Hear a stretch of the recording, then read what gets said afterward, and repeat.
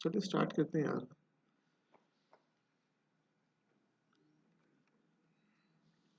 अच्छा, class start करने से पहले नेक्स्ट क्लास में आपका एक क्विज ले लेंगे हम। नेक्स्ट क्लास, कल की क्लास में सॉलिड प्रिंसिपल से, ठीक है।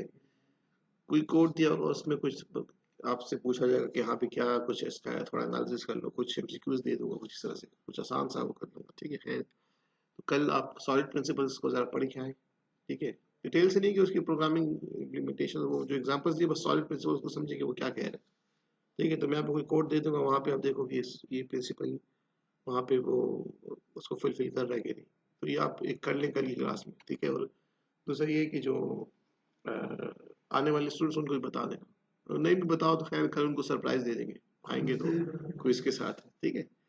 अच्छा, वीक 14 आज से हम शुरू कर रहे हैं डिज़ाइन पैटर्न्स, ठीक है। मोस्ट मोस्ट मोस्ट इम्पॉर्टेंट, ठीक है। यहाँ पर मैं लिख भी देता हूँ, ये बहुत इंपॉर्टेंट है, ठीक है। आपको मैंने कहा भी है कि फाइनल पेपर के लिए आप लोग ऐसा तो सब सारा कोर्स इंक्लूडेड है ना। अब सारा पे देखो तो जावा है, कुछ पे हमने बेसिक जावा की और वो चीज़ें की, तो वो सपोर्ट के लिए। अब वो यहाँ पे डिज़ाइन पैटर्न्स की सपोर्ट के लिए थी कि हमें जावा इतनी आनी चाहिए कि जब पैटर्न्स की इम्प्लीमेंटेशन आपको बताई जाए तो आपको पता हो। सॉलिड प्रिंसिपल्स उनको आपने देखना है, ठीक है। डिज़ाइन पैटर्न्स जितने पढ़ाए जाए सबको अच्छे तरीके से देखना है, ठीक है। क्योंकि डिज़ाइन पैटर्न का इस पूरे कोर्स का अगर आप वो कहो ना, तो मेन ऑब्जेक्टिव कहो तो वो ये है कि हम अच्छा डिज़ाइन कैसे कर सकते हैं।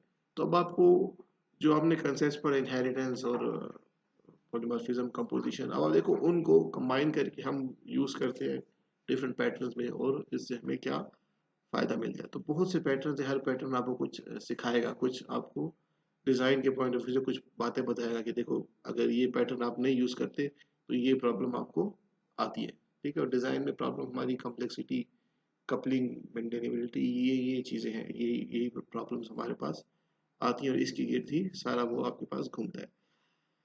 अच्छा, सॉफ्टवेयर डिज़ाइन पैटर्न्स होते क्या है, तो a good design is more than just knowing and applying object-oriented concepts like inheritance and polymorphism.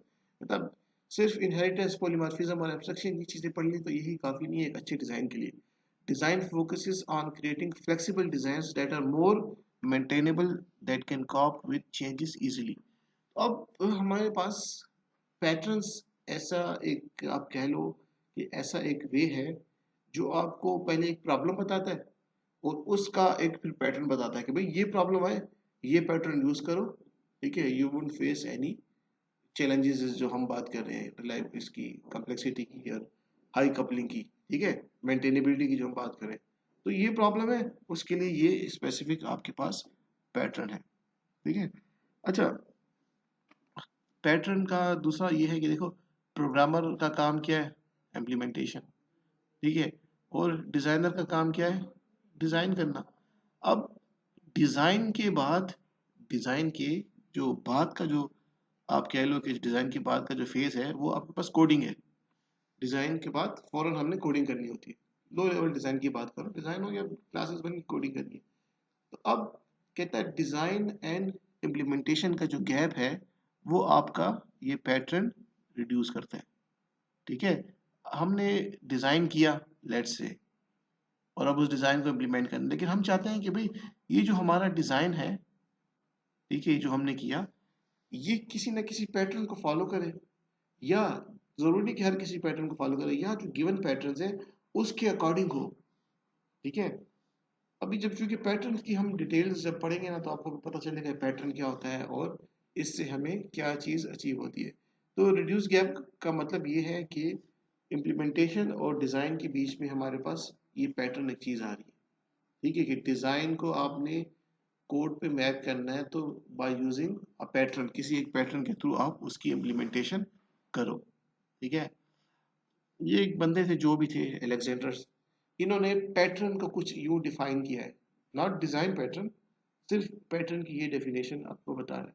कहता है each pattern describes a problem, हर पैटर्न आपको एक प्रॉब्लम बताएगा, ठीक है, which occurs over and over again in our environment and then describes the core of the solution. इसका मतलब ये है कि आप जितने पैटर्न्स भी पढ़ोगे हर पैटर्न आपको पहले एक प्रॉब्लम बताएगा, ठीक है, कि ये प्रॉब्लम है, और फिर उस प्रॉब्लम का सॉल्यूशन बताएगा, ठीक है। अच्छा, फिर आगे ये लिखा कि in such a way that you can use this solution a million times over without ever doing it the same way twice. इसका क्या मतलब? इसका मतलब ये है कि ये पैटर्न जो आपको बताएगा एक प्रॉब्लम के लिए, तो वो प्रॉब्लम स्पेसिफिक एक प्रॉब्लम नहीं होगी, उस तरह की प्रॉब्लम से मिलती जुलती जो भी प्रॉब्लम आपको नजर आएगी आप वहां पर ये पैटर्न यूज कर सकते हो, ठीक है। पैटर्न में जो आपको प्रॉब्लम बताएगा ना वो एक बहुत ही जेनेरिक जनरल सी होगी। वो ये नहीं कि आप बस उसी एक, वो आपको पैटर्न जो है आपको कई और जगहों पे भी आप उसको यूज कर सकते हो अगर आपको उससे सिमिलर प्रॉब्लम नजर आती है। पैटर्न, बस पैटर्न क्या करेगा, एक प्रॉब्लम को सॉल्व करेगा, ठीक है, उस पैटर्न का कोई कॉन्टेक्स्ट है, ठीक है। और रिकर इन रेलिवेंट सिचुएशंस का मतलब ये है कि ये पैटर्न आप कई डिफरेंट सिचुएशंस में आपको इस पैटर्न का यूज नजर आएगा और आप उसको यूज कर सकोगे, ठीक है। ये एक बुक है, ठीक है, गैंग ऑफ फोर के नाम से, ठीक है, नाम इसका बहुत वैसा है, गैंग ऑफ फोर, ठीक है। लेकिन ये चार बंदे थे, ठीक है, जो भी इनके नाम है, और इनकी ये बुक है, इन्होंने अपनी इस बुक में 23 पैटर्न्स बताए हैं, और इसके बाद भी बहुत से पैटर्न्स हैं, ठीक है। तो अब 23 पैटर्न्स बहुत ज़्यादा है, हम कोशिश करेंगे 10, 11, 12 पैटर्न्स हम उसको कर लें। तो 10, 11, 12 पैटर्न्स भी हम जब कर लेंगे ना, तो बाकी आप फिर इन फ्यूचर खुद एक्सप्लोर, या बाकी नेक्स्ट कोर्स है सॉफ्टवेयर इंजीनियरिंग का कुछ, उसमें हम देख लेंगे, ठीक है। क्या चीज? इसमें 23 पैटर्न्स है। हाँ, इनमें पैटर्न, हाँ हाँ एस डी से तो हाँ, तो ये बड़ी अच्छी बुक है, और मतलब आपको इन, अब देखो आपको मैं जितने पैटर्न जब आप जब पैटर्न जब पढ़ोगे ना, ठीक है, तो आप खुद देखोगे आपकी प्रोग्रामिंग इंप्रूव होगी। Programming improve not in the sense कि मैं कहूँ कि आप किसी को लॉजिक बिल्कुल आती नहीं, उसकी लॉजिक वो होगी। Programming improve in the sense कि जब आप लेट से कोड करोगे तो ये पैटर्न आपके माइंड में होंगे, तो आपका जो कोड होगा वो एक अच्छा कोड कंसिडर किया जाएगा, ठीक है। उसका डिज़ाइन अच्छा होगा, ठीक है। तो डिज़ाइन जब अच्छा है तो इट्स मीन कि आपका जो सिस्टम बनेगा वो भी अच्छा होगा, और डिज़ाइन अच्छा है होना इन टर्म्स ऑफ फ्लेक्सिबिलिटी वगैरह। हर पैटर्न में आपको क्या चीजें नजर आएंगी, पैटर्न नेम, प्रॉब्लम सॉल्यूशन और उसके रिजल्ट्स, ठीक है। थोड़ा सा एक डिफरेंशिएट करते हैं, फिर पैटर्न से स्टार्ट होते हैं, फर्स्ट पैटर्न से। पैटर्न और फ्रेमवर्क में क्या डिफरेंस है, ठीक है, जरा इसको देख लीजिए। फ्रेमवर्क के आप लोगों ने नाम सुने होंगे, कोई भी फ्रेमवर्क का नाम बता दें। जैसे PHP है, उसके फ्रेमवर्क है, लैरावेल है, कोऑर्डिनेटर है, एक PHP है, और सब बहुत से, ठीक है। जावास्क्रिप्ट के आपके पास, हाँ, फ्रेमवर्क है। और इसमें बहुत सी, जावा के अंदर हमारे पास बहुत से फ्रेमवर्क है, स्प्रिंग है, स्प्रिंग बूट, और इस सब बहुत से आपके पास फ्रेमवर्क। अब डिफरेंस क्या है पैटर्न और फ्रेमवर्क में, ठीक है।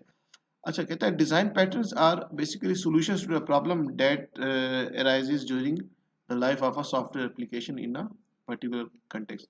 मतलब आपकी जो ये जो जो फोर बंदे थे, गैंग ऑफ फोर, ये आपके पास बेसिकली डेवलपर्स थे, ठीक है। डेवलपर्स और फील्ड के रिसर्चर, इन्होंने जितना भी काम किया, और इन काम करने के वक्त उनको कुछ सामने प्रॉब्लम्स आई, जिक्र बार बार कुछ प्रॉब्लम्स नजर आई, और उन प्रॉब्लम्स को इन लोगों ने सॉल्व किया।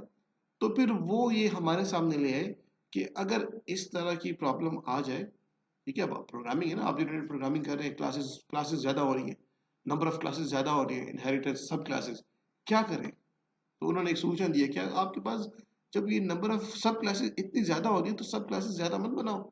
इसका एक दूसरा तरीका है, उसको उस पैटर्न को अगर फॉलो करो तो आपके पास नंबर ऑफ क्लासेस भी कम रहेंगी, और आपका वो काम भी हो जाएगा। कैसे होगा? देख लोगे जब वो पैटर्न हम पढ़ेंगे, ब्रिज और वगैरह। अच्छा, फ्रेमवर्क कहता है framework is a group of components that cooperate with each other to provide a reusable architecture, ठीक है। फ्रेमवर्क और पैटर्न का प्राइमरी गोल दोनों का सेम है, और दोनों का गोल ये है कि we want to improve the quality of software, ठीक है, और डेवलपमेंट टाइम हमारा कम हो। दोनों का गोल यही है। Patterns are logical in nature while frameworks are more physical in nature। ये क्यों कह रहे हैं? पैटर्न्स लॉजिकल इसलिए है कि पैटर्न के लिए हम एक सिनारियो वो करते हैं, एज्यूम करते हैं भाई ये सिनारियो है, ठीक है, ये प्रॉब्लम है, डिजाइन का उसका ये पैटर्न के थ्रू ये उसका सॉल्यूशन है, तो इसलिए हम इसे लॉजिकल कह रहे हैं। फ्रेमवर्क फिजिकल इसलिए कि फ्रेमवर्क के नाम पे आपको एक कंप्लीट सॉफ्टवेयर मिलता है, ठीक है, जैसे एमवीसी हम कहते हैं, एमवीसी का नाम सुना, मॉडल व्यू कंट्रोलर। अच्छा, चलिए छोड़ दो इसको फिर। वैसे जो मैंने भी आपके सामने नाम लिए, कोऑर्डिनेटर या और जो लैरेवल वगैरह फ्रेमवर्क, या जैसे देखो सीएसएस का फ्रेमवर्क है बूटस्ट्रैप, ठीक है, बूटस्ट्रैप आपका क्या करता है, फ्रेमवर्क हमारे काम को आसान कर देता है। वहाँ पे पहले से चीज़ों को ऑर्गेनाइज किया होता है, हमें कहते हैं कि भाई इस ऑर्डर में इन चीज़ों को यूज़ करो तो आपके सिस्टम की क्वालिटी अच्छी होगा। एमवीसी डिज़ाइन पैटर्न, एमवीसी जो है मॉडल व्यू कंट्रोलर, वो हमने नहीं पढ़ा, और शायद आपने भी इसका कभी नाम नहीं सुना एमवीसी पैटर्न का या एमवीसी डिज़ाइन का, मॉडल व्यू कंट्रोलर। अच्छा, चलो देख लेते हैं, मैं आपको किसी क्लास में उसका के बारे में थोड़ा बता देता हूँ, मॉडल व्यू कंट्रोलर क्या आता है। बहुत से ऐसे फ्रेमवर्क्स हैं ना, जैसे ये पीएचपी की जो मैंने नाम लिए कोऑर्डिनेटर, ये मॉडल व्यू कंट्रोलर की बेस में। इसमें क्या किया, तीन कंपोनेंट्स में अपने सॉफ्टवेयर को डिवाइड कर दिया। जब लेट से अगर मैं पीएचपी का फ्रेमवर्क यूज करता हूँ कोऑर्डिनेटर, उसको यूज करके मैं एक एप्लीकेशन डेवलप करता हूँ, तो उसमें मुझे अपनी पूरी एप्लीकेशन को तीन मॉड्यूल्स में डिवाइड करना होगा, मॉडल, व्यू, कंट्रोलर, ठीक है। व्यू में मैं वो कोड लिखूंगा जो यूजर को दिखाना है, जैसे यूजर को फ्रंट पेज दिखाना है, एचटीएमएल का काम वहां पे होगा, ठीक है।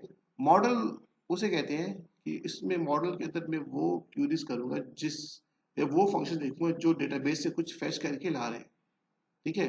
और कंट्रोलर नाम है, वो बीच में एक चीज है कंट्रोलर, जो इन दोनों को कंट्रोल कर रहा है। क्या कर रहा है कंट्रोलर, क्या कर रहा है, मॉडल को कह रहा है कि मुझे डेटाबेस से ये वैल्यू उठा के दो, और जो व्यू है यूजर का, जो जहाँ पे एचटीएमएल का पेज है वहां पे ये वैल्यूज को क्या कर रहा है, ला के दे रहा है। इससे होता क्या है, इस मॉडल व्यू कंट्रोलर से, इससे पैरेललिज्म अचीव होता है। लेट्स से हम तीन बंदे मिलके काम कर रहे हैं, तो मैं नाफिक को कहता हूँ कि भाई व्यू पे आप काम करो, फ्रंट एंड आप बनाओ, ठीक है। इसको कहता हूँ मतीउर रहमान को कि भाई डेटाबेस रिलेटेड काम जो है वो आप करो, और मैं चूंकि कहता हूँ कि मैं टीम लीडर हूँ, तो मैं कंट्रोलर पे काम कर रहा हूँ, मेन लॉजिक पे मैं काम कर रहा हूँ। तो इस तरह आप काम को भी इस तरह डिवाइड कर सकते हो, ठीक है। अच्छा, ये तो बात हो गई, सीधा चलते हैं पैटर्न्स पे।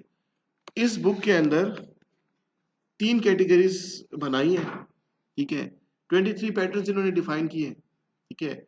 23 पैटर्न्स को पढ़ना, इम्प्लीमेंट करना काफी मतलब पूरा उस पर एक काफी टाइम लग सकता है, ठीक है। तो हम 11 12 15 पैटर्न जितने होंगे हम वो उसको पढ़ेंगे। अच्छा, तीन कैटेगरीज हैं, क्रिएशनल पैटर्न्स, स्ट्रक्चरल पैटर्न्स और बिहेवियर पैटर्न्स। क्रिएशनल पैटर्न्स जो है, ठीक है, उसका जो ताल्लुक है वो है आपके पास ऑब्जेक्ट की क्रिएशन और इनिशियलाइजेशन के साथ, ठीक है। तो पहले हम ये कैटेगरी पढ़ेंगे जिसमें हम जितनी भी बात करेंगे ना, वो ऑब्जेक्ट्स की होगी, ऑब्जेक्ट की क्रिएशन की और ऑब्जेक्ट से डील करने की, ठीक है। दूसरा जो कैटेगरी है वो है स्ट्रक्चरल पैटर्न्स। इसमें हम स्ट्रक्चर की बात करेंगे, क्लासेस के स्ट्रक्चर, या आप कह लो स्टैटिक कंपोजिशन जो है, कैसे क्लासेस एंड ऑब्जेक्ट बने हैं, ठीक है, और कैसे क्लासेस का स्ट्रक्चर, इनहेरिटेंस कहाँ पे यूज हुई है, कहाँ पे कंपोजिशन यूज हुई है, इसकी अल्टरनेटिव क्या हो सकता है, क्या दोनों को यूज कर सकते हैं, इस तरह की बातें हम यहाँ पे स्ट्रक्चरल पैटर्न्स पे करेंगे। और बिहेवियर पैटर्न्स आपके जो डील करते हैं वो dynamic interaction about classes and objects के थ्रू, ठीक है, वो बिहेवियर। तो बिल्कुल ही हम अलग नहीं कर सकते। इसका मतलब ये है कि लेट्स से मैं अगर आपको बिहेवियर पैटर्न पढ़ाता भी हूँ, तो उसमें भी मैं ऑब्जेक्ट की कोई ना कोई बात करूंगा, ठीक है, क्योंकि देखो आपका जो ये बिहेवियर है ये आपके ऑब्जेक्ट के साथ एसोसिएट है कि नहीं। बिहेवियर किसका होता है, आपके ऑब्जेक्ट का होता है। तो ऐसा नहीं है कि जब मैं बिहेवियर पैटर्न पे आऊं तो आप कहें कि आपने तो कहा था कि इसमें मतलब ऑब्जेक्ट वाले जो बातें थी वो तो हमने क्रिएशनल पैटर्न में कर दी, तीनों में बातें होंगी, लेकिन हमारा जो मेन फोकस होगा वो उन चीजों पे होगा। तो अभी जो हम पहली कैटेगरी स्टार्ट करने जा रहे हैं ना, दैट इज क्रिएशनल पैटर्न्स। तो क्रिएशनल पैटर्न्स के अंदर हमारे पास ये 5 पैटर्न्स आते हैं, ठीक है। तो इसमें से हम ये 3 पैटर्न्स मैंने चूज किए कि ये हम पढ़ेंगे। एक तो सिंगलटन पैटर्न, ठीक है, दूसरा हमारे पास ये फैक्ट्री मेथड, और तीसरा हमारे पास बिल्डर। तो आज की क्लास में देखते हैं कितने होते हैं। तो ये 3 पैटर्न हम इस कैटेगरी से पढ़ेंगे। फिर स्ट्रक्चर पैटर्न की कैटेगरी में हम ये एडाप्टर पैटर्न पढ़ेंगे, ब्रिज पैटर्न पढ़ेंगे, डेकोरेटर पैटर्न पढ़ेंगे और प्रॉक्सी पैटर्न। ये 4 पैटर्न हम इस कैटेगरी में देख लेंगे। फिर इसी तरह बिहेवियर पैटर्न है, तो इसकी कैटेगरी में हमारे पास ये चेन ऑफ रिस्पॉन्सिबिलिटी पैटर्न हो गया, स्टेट पैटर्न हो गया और स्ट्रेटजी पैटर्न हो गया। और इस तरह कोई और भी इसमें देख लें। तो 23 पैटर्न सारे पढ़ना उसको इतना नहीं हो सकता ना। ठीक है, तो इसमें हम ये कितने हो गए 10, ये 10 पैटर्न तो हम मस्ट पढ़ेंगे ही पढ़ेंगे। और हर पैटर्न आपको कुछ सिखाएगा। क्या सिखाएगा कि भाई एक स्पेसिफिक प्रॉब्लम आपके पास आ सकती है, उसका आपने एक सोल्यूशन देना है इन पैटर्न के थ्रू। जब ये पैटर्न आपके माइंड में होंगे ना, तो फिर जब आप कोड करोगे, जब आप डिजाइन करोगे, ठीक है, तो उस डिजाइन की क्वालिटी अच्छी होगी।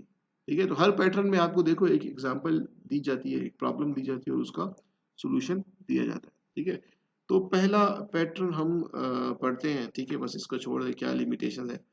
पहला पैटर्न हम पढ़ते हैं, that is singleton design pattern. And that is creational pattern. It means के we are dealing with the creation और इनिशियलाइजेशन ऑफ ऑब्जेक्ट्स।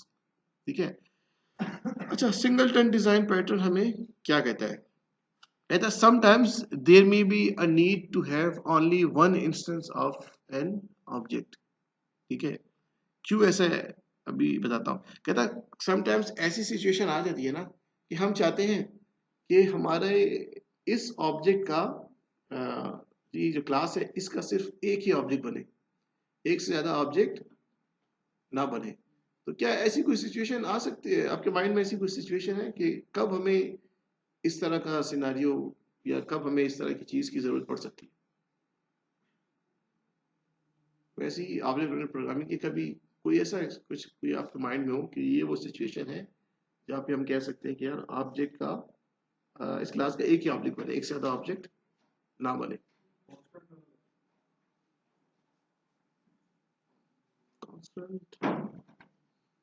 देखो, सिंपल ऐसा एक्शन जो हम चाहते हैं, जब ऑब्जेक्ट बनता है ना, ऑब्जेक्ट बनने के बाद उसके डेटा मेंबर्स की वैल्यू सेट होती है और उसके बाद हम उस क्लास के फंक्शंस को कॉल करते हैं और कोई एक्शन होता है। तो जब भी हम चाहते हैं कि सिर्फ और सिर्फ हमारे पास ये एक्शन सिर्फ एक ही बार हो, एक बार के बाद दोबारा रिपीट ना हो, तो उस वक्त हम ये सिंगलटन पैटर्न यूज करते हैं। लेट्स से सिनारियो में आपको एक सिनारियो, एक तो ये डेटाबेस वाला, एक दूसरा सिनारियो बताता हूँ। ठीक है, ये प्रॉब्लम स्टेटमेंट ऐसी है कि लेट्स से कि एक वो है, एक इंडस्ट्री है, चॉकलेट मैन्युफैक्चरिंग इंडस्ट्री। ठीक है, और उनकी जितनी भी मशीनरी है ना चॉकलेट बनाने के लिए, वो कंप्यूटर से कंट्रोल हो रही है। ठीक है, और बैक एंड पे जो उसके प्रोग्रामिंग है ना, वो हम कह रहे हैं कि हमने ऑब्जेक्ट ओरिएंटेड प्रोग्रामिंग कर रहे हैं। अब चॉकलेट मैन्युफैक्चरिंग का प्रोसेस ये है कि कुछ कंटेनर्स हैं। ठीक है, उसमें चॉकलेट पाउडर लेट से ऐड होता है और मिल्क ऐड होता है और उसको बॉयल किया जाता है एक कंटेनर। ठीक है, अब हम ये ऐसे एज्यूम कर रहे हैं कि जब ऑब्जेक्ट क्रिएट किया हमने, ठीक है, तो एक ऑब्जेक्ट क्रिएट करने के बाद क्या हुआ, चॉकलेट जो पाउडर था और मिल्क वो उस कंटेनर में पोर हो गया और उसके बाद हमने उसी ऑब्जेक्ट के थ्रू दूसरा फंक्शन कॉल किया और वो बॉयल करना स्टार्ट हो गया। ठीक है, ये एक बार हो गया। अब ये प्रोसेस एक बार हो गया, हम नहीं चाहते कि इस कंटेनर के लिए ये काम दोबारा हो।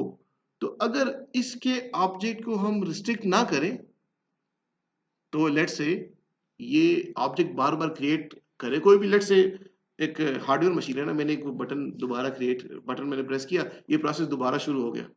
तो वो जो ऑलरेडी जो कंटेनर जो बॉयल हो रहा है उसमें और चॉकलेट क्या हो जाएगी, पोर हो जाएगी और मिल्क उसमें डाल दिया जाएगा। क्योंकि हमारा प्रोग्राम ऐसा है ना कि जब ऑब्जेक्ट क्रिएट हो तो ये फंक्शंस कॉल हो और ये काम हो। अब ऐसी सिचुएशन आ गई है कि हम चाहते हैं कि इसका एक ही ऑब्जेक्ट बने, एक से ज्यादा ऑब्जेक्ट इसके ना बने।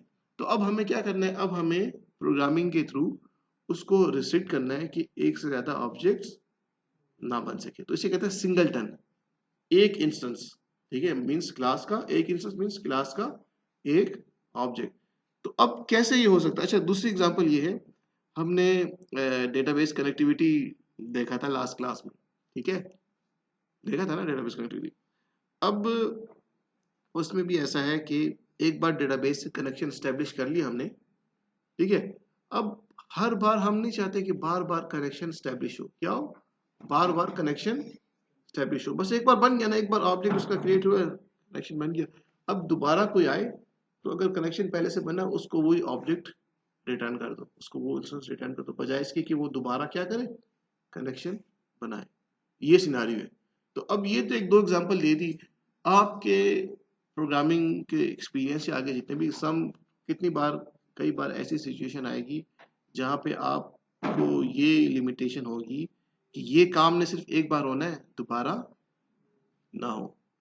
ये बात समझ आ गई। तो अब हम कोड देखेंगे कुछ, और वो कोड ऐसा होगा कि जिसमें हम हमारे ऑब्जेक्ट को रिस्ट्रिक्ट कर रहे हैं, किस चीज पे, कि वो एक से ज्यादा ऑब्जेक्ट ना बना सके, ठीक है। अच्छा, इसमें मेन पॉइंट या जो मेन एक चीज है वो ये है कि singleton design pattern ensures that there is only one instance of a class and provide global point of access to it. इसका क्या मतलब, पहला तो ये है कि हमने एक ही ऑब्जेक्ट बनाना है, एक इंस्टेंस बनाना है। फिर दूसरा ये है कि अब बाकी जो है वो इस ऑब्जेक्ट को यूज करना चाहते हैं in the case of database connectivity. एक बार कनेक्शन बन गया, अब कोई दूसरी, मेरा कोई दूसरा पेज है या मेरे कोई दूसरा एप्लीकेशन है, ठीक है, एप्लीकेशन से मतलब एक दूसरी क्लास है और उसके अंदर भी मैंने कुछ डेटा फैच करना है, तो मैं दोबारा कनेक्शन नहीं बनाऊंगा, ये कनेक्शन ऑलरेडी बना है, इसी इंस्टेंस में क्या करूंगा, यूज करूंगा। तो दो चीजें, एक तो एक इंस्टेंस बनाना है और दूसरा ग्लोबल पॉइंट ऑफ एक्सेस हमने देना है। ये दो बातें याद रखनी है सिंगलटन पैटर्न में, एक तो एक इंस्टेंस बनाना है और दूसरा ग्लोबल पॉइंट ऑफ एक्सेस देना है। अब ये कैसे देना है इसका जरा हम कोड देखते हैं, ठीक है। गूगल पॉइंट का मतलब क्या है, किसी और सॉफ्टवेयर को एक्सेस देना? नहीं नहीं, एक क्लास के अंदर हमारे पास एक सॉफ्टवेयर के अंदर हमारे पास डिफरेंट क्लासेस हैं। तो कुछ क्लासेस में आपके पास जो है वो डेटाबेस से हम कुछ फैच कर रहे हैं, तो वहाँ पे हमने कनेक्शन बना लिया। कुछ क्लासेस में हम नहीं कर रहे, ठीक है। तो अब ये इसमें से लेट से हम कहते हैं कि अब 10 क्लासेस में कर रहे हैं, 10 में नहीं कर रहे, तो 10 क्लासेस में हम हर क्लास के अंदर ये अलग से कनेक्शन तो ना बनाए ना, एक क्लास से बना दिया है, अब उसका एक्सेस हमने इसको दे दिया है, उसके डेटाबेस का एक्सेस, तो वहां से वो ऑब्जेक्ट रिटर्न करेगा और कनेक्शन बन जाएगा। अब वो बाकी की जो 9 क्लासेस रहेगी ना, उसमें हम दोबारा से ये पूरा जो डेटाबेस कनेक्शन के लिए हमने स्टेप्स किए थे ना, उसको हम फॉलो नहीं करेंगे। कनेक्शन एक बार बन गया, वो बस उसका इंस्टेंस इसको रिटर्न कर देगा वो कनेक्शन के नाम से। ये कहा है, ये मैं कह रहा हूँ, ठीक है। अच्छा, अब प्रोग्रामिंग के पॉइंट ऑफ व्यू से ये कैसे हम एक ऑब्जेक्ट को रिस्ट्रिक्ट करें कि वो एक से ज्यादा इंस्टेंस ना बना सके, ठीक है। तो उसके लिए हम उसका जरा कोड देखते हैं कि उसके लिए हमने क्या है। देखो, नंबर वन, उसके लिए ये करना है कि आपकी क्लास का जो कंस्ट्रक्टर होगा ना, उसको आपने क्या करना है, प्राइवेट करना है। नंबर वन पॉइंट में यहाँ पे वन इसको लिख भी देता हूँ। नंबर वन, आपने जो, हम ऑब्जेक्ट बनाते हैं, साथ उस ऑब्जेक्ट बनाया, ऑब्जेक्ट क्रिएट हुआ, कंस्ट्रक्टर कॉल हो जाता है ना, ठीक है। अब वो कॉल तब होता है जब वो कंस्ट्रक्टर क्या होता है, पब्लिक होता है। देखो, पब्लिक फंक्शन, फंक्शन का क्या मतलब है कि मैं दूसरी क्लास से आउटसाइड द क्लास उसको एक्सेस कर सकूं, ऐसा ही है ना, पब्लिक, पब्लिक का ही है ना। तो अब जब मैंने मेरे कंस्ट्रक्टर को प्राइवेट रख दिया, इट्स मीन कि मैं आउटसाइड द क्लास इसको एक्सेस नहीं कर सकता। लेकिन एक्सेस नहीं कर सकता, लेकिन हमने क्या कहा, अभी पीछे हमने बात की कि हमने ग्लोबल पॉइंट ऑफ एक्सेस भी देना है, ठीक है। तो हमने क्या किया, यहाँ पे अगर आप देखो, एक और फंक्शन बनाया पब्लिक के नाम से। अभी मैं डिटेल में जाता हूँ ये स्टैटिक और ये क्या चीज़ है। अब आप देखो, एक और फंक्शन बनाया पब्लिक स्टैटिक सिंगलटन के नाम से, और जो भी इस पे आते हैं। अब ये पब्लिक फंक्शन वो फंक्शन है जिसको आउटसाइड द क्लास का जो मेरा कोड है वो इसको यूज करेगा, ठीक है। आउटसाइड द क्लास जो मेरा जो भी कोड लिखा है वो इस फंक्शन को यूज करेगा। और ये फंक्शन चूंकि इस क्लास के अंदर है, तो एक क्लास के अंदर से वो अपने प्राइवेट डेटा मेंबर्स और प्राइवेट फंक्शन को एक्सेस कर सकता है कि नहीं, कर सकता है ना। एक क्लास के अंदर मेरे पास पब्लिक और प्राइवेट फंक्शंस पड़े हैं, तो उस क्लास के अंदर से तो मैं प्राइवेट को एक्सेस कर सकता हूँ, लेकिन आउटसाइड द क्लास में प्राइवेट को एक्सेस नहीं कर सकता। ये बात समझ आ गई। अब आते हैं कोड पे। अब आप देखो, ये हमारे पास जो क्लास है पब्लिक क्लास सिंगलटन, ये वो मेन क्लास है जहाँ से हम ऑब्जेक्ट्स बनाएंगे, ठीक है। अच्छा, यहाँ पे आप देखो एक डेटा मेंबर हमारे पास है, किस नाम से? इंस्टेंस के नाम से। ठीक है, किस नाम से? इंस्टेंस के नाम से। ठीक है, अच्छा इसकी टाइप क्या है? जरा ये देखो, सिंगलटन। सिंगलटन क्या है? यही क्लास है। ठीक है, यही क्लास है, क्योंकि इस क्लास का हमने क्या करना है? ऑब्जेक्ट बनाना है, एक बार बनाना है। और अगर एक बार बन गया है तो दूसरा जो बनाने आए तो उसको दोबारा ऑब्जेक्ट बनाने देंगे, उसको ये इंस्टेंस हम क्या कर देंगे? रिटर्न कर देंगे। ठीक है, अच्छा ये आपका कंस्ट्रक्टर हो गया प्राइवेट सिंगलटन। ये थोड़ा जनरल सा कोड है, जब कोई सिनारियो देखो तो उसमें इसके अंदर कुछ भी कोई फंक्शनैलिटी होगी जब आप कंस्ट्रक्टर क्रिएट करने पे कोई भी फंक्शनैलिटी आप चाहते हो। ठीक है, अच्छा ये वो हमारा पब्लिक फंक्शन है। ठीक है, गेट इंस्टेंस के नाम से। ठीक है, और उसकी टाइप में हमने क्या रखा? सिंगलटन। मींस ये एक ऑब्जेक्ट रिटर्न करेगा, किस क्लास का? सिंगलटन का, इसी क्लास का। ठीक है, कोई इशू है?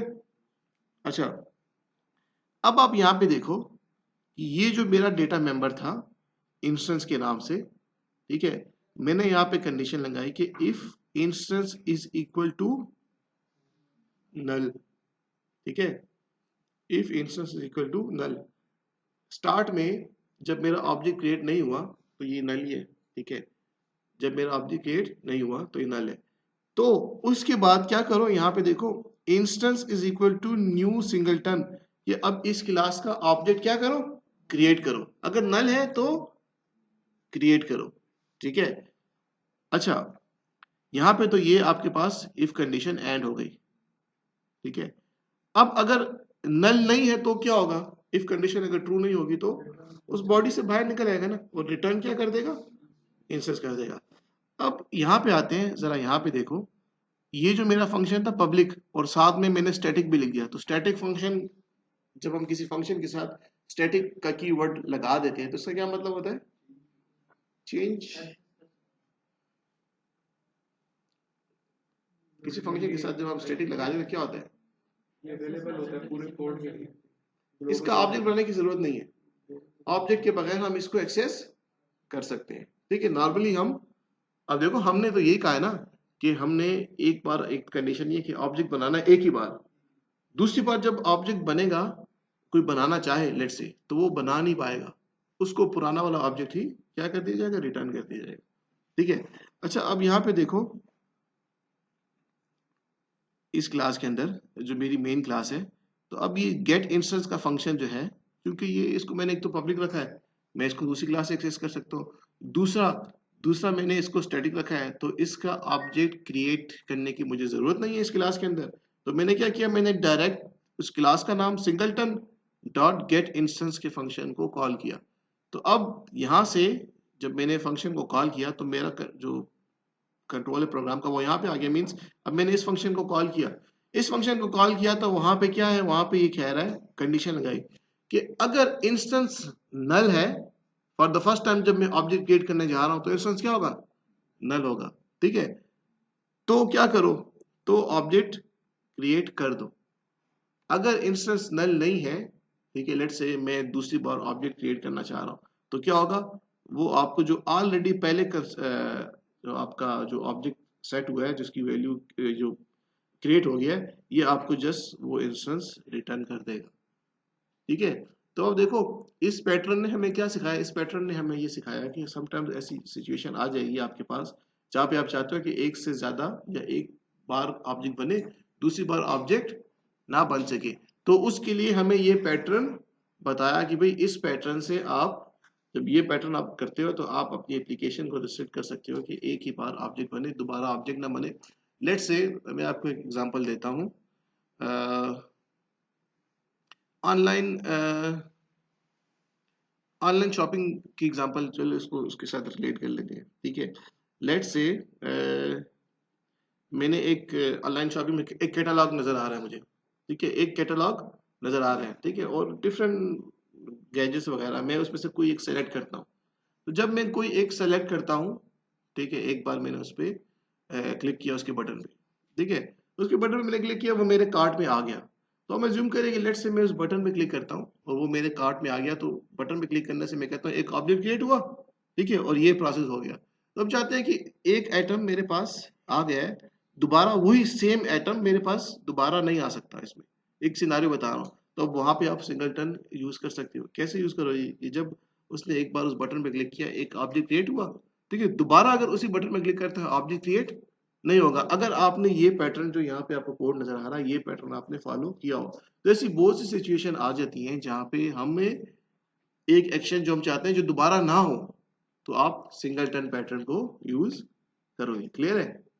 ठीक है, ये चॉकलेट वाली, चॉकलेट बॉइलिंग मैन्युफैक्चरिंग वाली एग्जांपल भी आपको दे दी। ठीक है, जहाँ पे हम चाहते हैं कि एक बार एक कंटेनर में चीजें पड़ गई और बॉइलिंग स्टार्ट हो गई तो दोबारा ना हो, तो अगर आप ये सिंगलटन पैटर्न यूज नहीं करोगे तो ऑब्जेक्ट्स तो क्रिएट होते रहेंगे।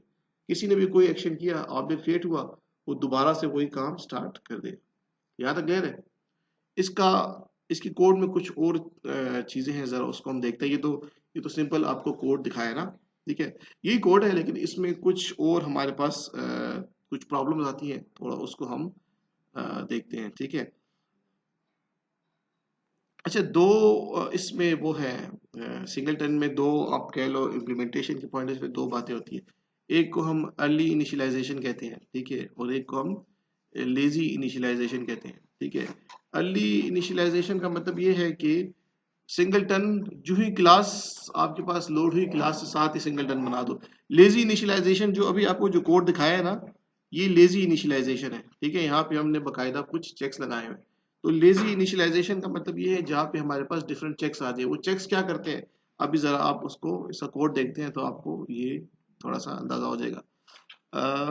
यहाँ पे देखो, एक तो मसले यहाँ पे आ रहे हैं इस कोड में। आप देखो तो एक इंस्टेंस आपका लेट से बन तो गया है, ठीक है, लेकिन ऐसा भी तो हो सकता है कि एट द सेम टाइम दो ऑब्जेक्ट्स क्रिएट हुए, या दो ऑब्जेक्ट्स ने रिक्वेस्ट की इस फंक्शन को एट द सेम टाइम। हो सकता है ना, लाइक अब लेट से ऑनलाइन कोई स्टोर है और मिलियन मिलियन नहीं, थाउजेंड ऑफ यूजर एक्सेस कर रहे हैं।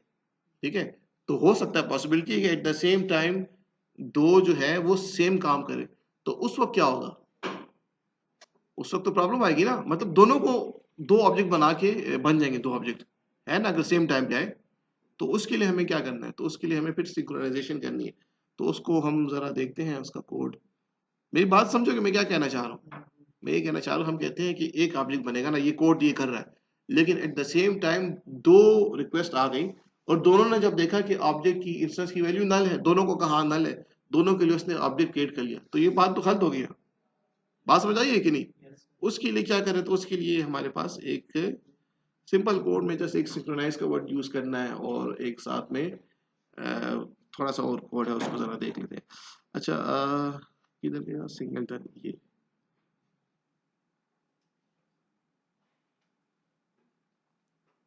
अच्छा, सब तकरीबन आ गए। कल आपका क्विज ले लेंगे एक, उसमें डिजाइन प्रिंसिपल्स में, ये सॉलिड प्रिंसिपल्स में। ठीक है, सॉलिड प्रिंसिपल्स को जरा पढ़ के आ जाना, तो कल की क्लास में हम उसका एक क्विज ले लेंगे, और फिर नेक्स्ट वीक में फिर डिजाइन पैटर्न से रिलेटेड कोई क्विज ले लेंगे।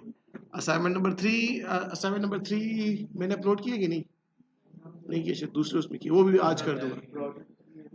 तो बस देखो, असाइनमेंट 3 कर रहा हूँ ना, 4 नहीं कर रहा ना, असाइनमेंट 3 हो जाएगी, बस 4 असाइनमेंट नहीं होगी, फिर 4 हो जाएंगे, असाइनमेंट 3 हो जाएगी, और एक प्रोजेक्ट हो जाएगा। आसान आसान सी असाइनमेंट हुई, आसान से। हम्म,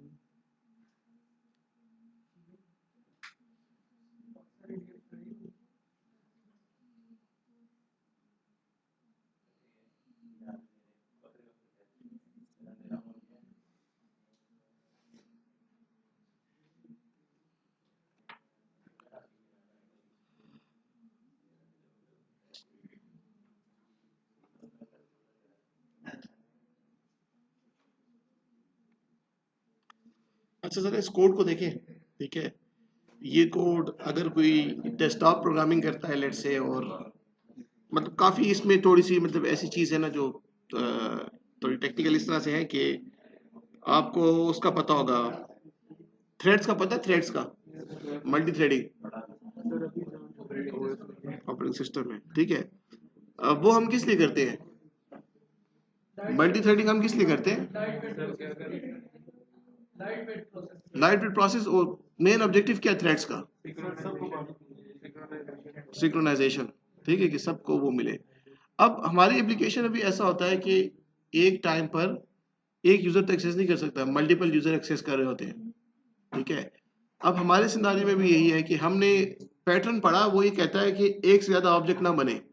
हम भी कहते हैं, हमने उसके लिए कोड भी कर लिया, लेकिन हमें ये चीज मेक श्योर करनी है कि एक वक्त पे एक वक्त पे एक से ज्यादा रिक्वेस्ट तो आ सकती है। ठीक है, तो अगर एक वक्त में एक से ज्यादा रिक्वेस्ट आ रही है तो आप उसको क्या करो, सिंक्रोनाइज करो। सिंक्रोनाइज से मतलब पहले रिक्वेस्ट 1 को देखो, फिर रिक्वेस्ट 2 को। अगर ये ना करे ना, तो दोनों रिक्वेस्ट आ गई और दोनों रिक्वेस्ट आ गई और दोनों को ये नजर आया कि instance is equal to null, या लेट्स से एक सेकंड का, एक सेकंड तो बहुत ज्यादा है, माइक्रो सेकंड के लो, एक माइक्रो सेकंड का डिले है। तो लेट से पहले रिक्वेस्ट 1 आई, उसने देखा कि इंस्टेंस नल है, तो वो कोड यहाँ पे चला गया, वो उसका ऑब्जेक्ट बनाने में लग जाएगा। अब जितनी देर में वो ऑब्जेक्ट बनाने में अभी बन रहा था, उतनी देर में दूसरी रिक्वेस्ट आ गई, तो अभी ऑब्जेक्ट बना तो नहीं है ना, तो अभी भी इसकी वैल्यू क्या होगी, नल ही होगी ना। तो दूसरी रिक्वेस्ट आ गई, उसको भी कहते हैं नल, तो अब प्रोग्रामिंग के लॉजिक के हिसाब से उसका ऑब्जेक्ट भी बनना चाहिए कि नहीं, बनना चाहिए, क्योंकि कंडीशन क्या लगी है कि अगर इंस्टेंस की वैल्यू नल है ऑब्जेक्ट बना दो। तो अभी ये नहीं पता कि इंस्टेंस की वैल्यू तो नल है, लेकिन दूसरा ऑब्जेक्ट अभी with in few micro second दूसरा ऑब्जेक्ट बनने वाला है। तो यहाँ पे हम क्या करते हैं, यहाँ पे हमने एक वर्ड यूज किया, सिंक्रोनाइज्ड। ठीक है, सिंक्रोनाइज वर्ड जब यूज किया और मैंने उसके साथ ब्रैकेट में सिंक्रोनाइज की वर्ड यूज करने के बाद जो हमारी क्लास का नाम है, ठीक है, उसको लिखा और डॉट क्लास बता दिया कि भाई ये मेरी एक क्लास का नाम है, इसको क्या करो, इसको सिंक्रोनाइज करो। ठीक है, सिंक्रोनाइज का मतलब ये है कि एक वक्त में एक उसको एक रिक्वेस्ट को हैंडल करो। ठीक है, अच्छा, अब यहाँ पे आपको एक चीज और नजर आ रही है, एक और कंफ्यूजन आपको सामने आ रही है, ये डबल लॉकिंग क्यों की, दो बार ये नल क्यों लगाया है यहाँ पे भी, और यहाँ पे दोबारा if instance is equal to null यहाँ पे दोबारा किया है। हाँ, सिंक्रोनाइज करने के बाद दोबारा क्यों चेक करेंगे, सिंक्रोनाइज तो हो गया ना। अभी भी देखो, अभी भी सेम वो मसला आ रहा है। क्या मसला आ रहा है, मसला ये आ रहा है कि लेट से पहली रिक्वेस्ट आई, if instance is equal to null, हमने कहा ठीक है भाई if instance equal to null है, तो आगे कोड ही चलेगा, तो यहाँ पे जब आएगा तो वो देखेगा कि क्या है, सिंक्रोनाइज है। ठीक है, सिंक्रोनाइज करेगा, इसका मीन कि अब मुझे रिक्वेस्ट 1 बाय 1 देखनी है। ठीक है, अब 1 बाय 1 जब ये सिंक्रोनाइजेशन का प्रोसेस चल रहा था, ठीक है, वो एक को प्रोसेस कर रहा था, इस दौरान भी फिर दूसरी रिक्वेस्ट आ सकती है, वो वेट करेगी क्यू में। ठीक है, वो क्या करेगी, वो आएगी, वो भी देखेगी कि भाई इंस्टेंस नल है, वो भी सिंक्रोनाइजेशन के लिए वेट करेगी।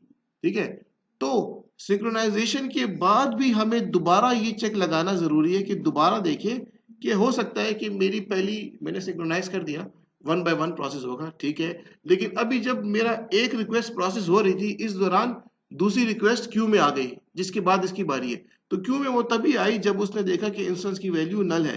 तो इंस्टेंस की वैल्यू अगर अगर यहाँ पे मैंने ये नल वाला चेक दोबारा ना लगाया होता, तो फिर भी मेरी जो एक से ज्यादा ऑब्जेक्ट्स बन सकते थे। कैसे बन सकते थे, लेट से मेरा फर्स्ट रिक्वेस्ट आई ऑब्जेक्ट बनाने की, वहां पे यास ने देखा कि भाई इंस्टेंस की वैल्यू नल है, ठीक है, उसने कहा आज इसका इंस्टेंस बना दो। अभी इसका इंस्टेंस बन ही रहा था, उस बनने में कुछ टाइम तो लगेगा ना, उसी दौरान दूसरी रिक्वेस्ट क्यू में पड़ी हुई थी, और वो क्यू में तब गई है जब उसने देखा कि इंस्टेंस की वैल्यू नल है, क्योंकि इंस्टेंस की वैल्यू सेट तब होगी जब आपका ऑब्जेक्ट क्रिएट हो जाएगा। तो हम मेक श्योर करना चाहते हैं कि जब तक एक ऑब्जेक्ट क्रिएट ना हो, ठीक है, जब पूरा क्रिएट हो जाए उसके बाद दूसरी रिक्वेस्ट आए, तो ये चीज हमारे लिए पॉसिबल नहीं है, क्योंकि सिंक्रोनाइज ये करता है 1 बाय 1 क्यू में ले आता है, प्रोसेस उसके बाद करेगा। ठीक है, तो यहाँ पे हमने दोबारा चेक लगाया कि अगर इन केस एक रिक्वेस्ट आई, ऑब्जेक्ट क्रिएट हो रहा था, इतने में दूसरी रिक्वेस्ट आई, ठीक है, तो दूसरी रिक्वेस्ट को भी नजर आया कि भाई ऑब्जेक्ट अभी क्रिएट नहीं और वैल्यू नल है, तो वो भी इस सिंक्रोनाइज की क्यू में लेट से आ गई। और अब वो दोबारा जब उसका ऑब्जेक्ट बनाने लगे, तो उसके बाद भी हमने चेक किया कि if instance equal to null, तो शायद उस वक्त तक ये ऑब्जेक्ट आपका, शायद नहीं बल्कि यकीनन बन जाएगा, क्योंकि दूसरा ऑब्जेक्ट वो तभी प्रोसेस करेगा जब पहला ऑब्जेक्ट सॉरी दूसरी रिक्वेस्ट वो तभी प्रोसेस करेगा जब पहली रिक्वेस्ट फुलफिल हो जाएगी। सिंक्रोनाइज का मतलब है ना वन बाय वन, हमने कहा वन बाय वन। तो पहली रिक्वेस्ट हो गई, पहली रिक्वेस्ट का ये आपके पास ऑब्जेक्ट जो है ये आपके पास क्या हो गया, ये आपके पास बन गया, ऑब्जेक्ट बन गया। उसके बाद उसने सिंक्रोनाइज से दूसरा जो क्यू थी या दूसरी रिक्वेस्ट थी वो उठाई और उसको दोबारा चेक किया। ठीक है, दोबारा ये चेक किया कि अभी क्या इंस्टेंस की वैल्यू नल है कि नहीं। यहां पर अगर नल है तो ये ऑब्जेक्ट नीचे रिटर्न लिखा हुआ रिटर्न कर दो। ठीक है, और अगर नल नहीं है तो क्या कर दो, क्रिएट कर दो। ये बात समझ आई है? देखो पहला ऑब्जेक्ट बन रहा था, इतनी दौरान दूसरी रिक्वेस्ट आ गई और वो ये पहले कंडीशन से पास हो गई कि भाई if instance is equal to null, तो अभी इंस्टेंस की वैल्यू नल ही है।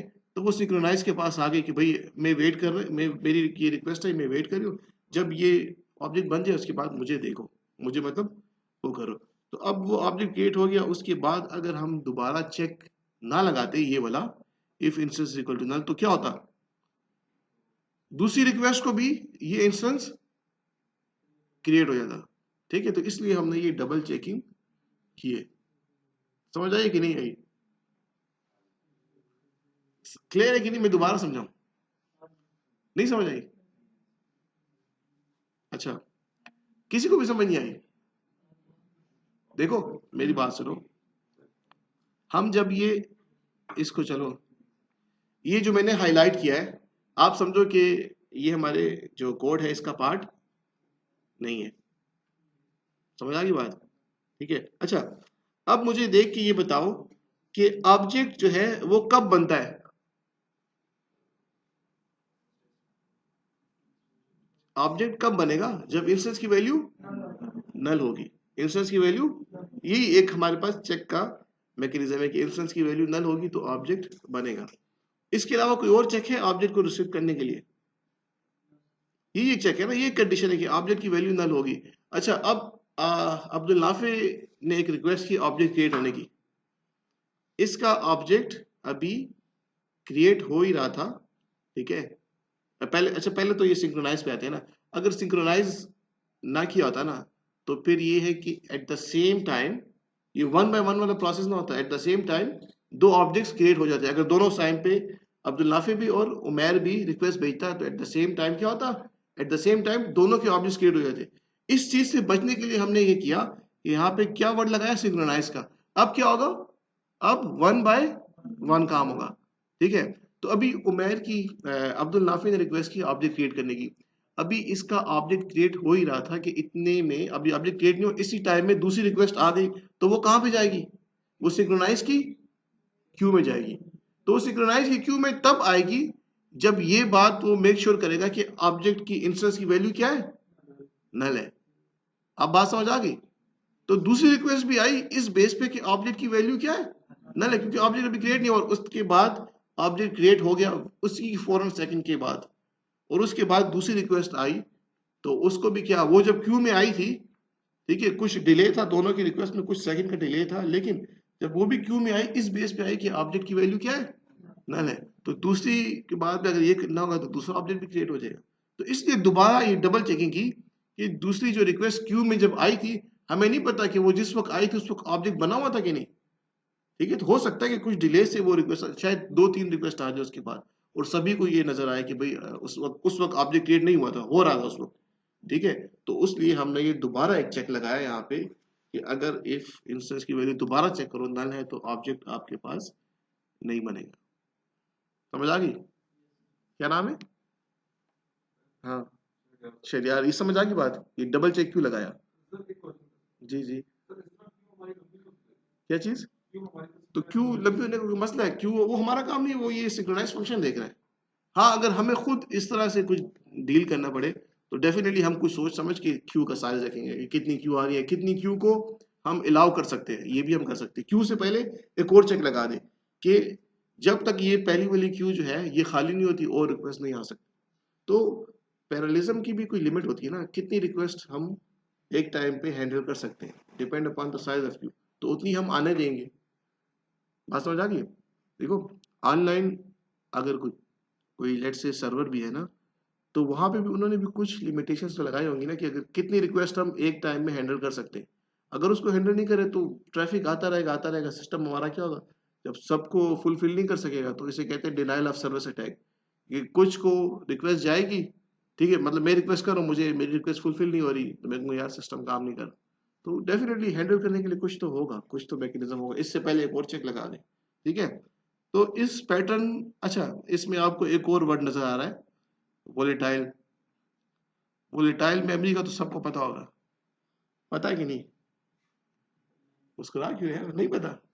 वोलेटाइल किसे कहते हैं, वोलेटाइल मेमोरी। हाँ, तो वोलेटाइल का क्या मतलब है, क्या चीज,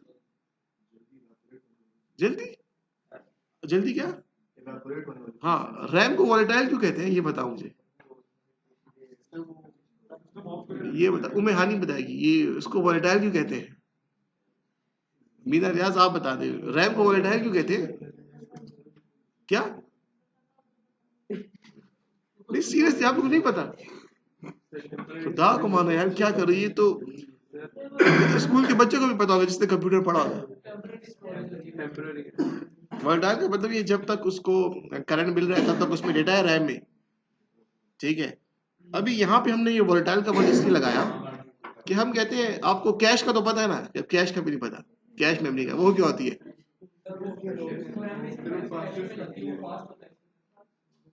फास्ट तो एक जनरल सा आंसर है, एक्चुअल उसका काम क्या है कैश मेमोरी का, फास्ट क्यों होती है,